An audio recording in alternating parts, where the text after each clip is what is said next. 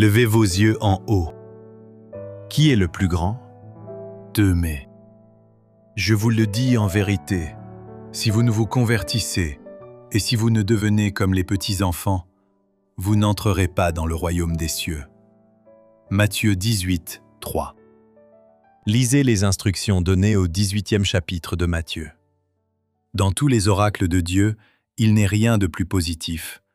Et pourtant, Dieu est déshonoré, sa cause est ternie par les erreurs soulignées dans ce chapitre. Ces paroles sont pour vous et pour moi, et pour tous ceux qui se proclament les disciples de l'humble et doux Jésus. Il nous montre les principes selon lesquels nous devons agir dans tous les cas et dans toutes les circonstances. Il ne faut pas rechercher la suprématie.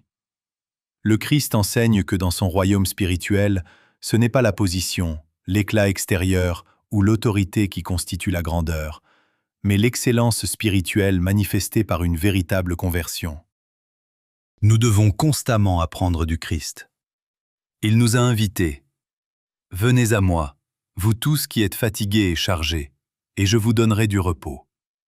Prenez mon joug sur vous et recevez mes instructions, car je suis doux et humble de cœur, et vous trouverez le repos pour vos âmes. » Matthieu 11, 28, 29. Le joug du Christ est un joug de soumission et d'obéissance.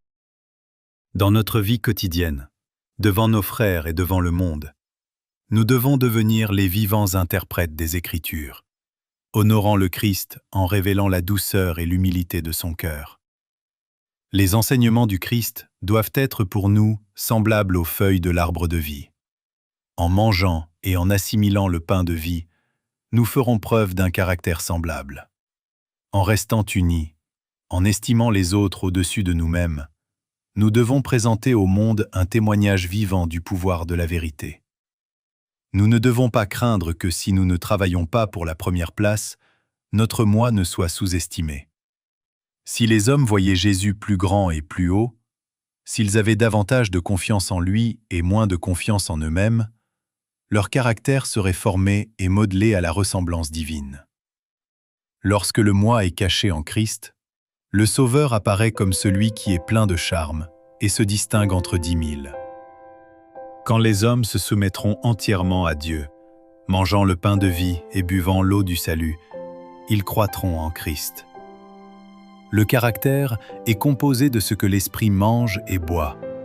Par la parole de vie qu'ils reçoivent et à laquelle ils obéissent, ils deviennent participants de la nature divine. Tout leur service est calqué d'après la similitude divine, et le Christ, au lieu de l'homme, est exalté.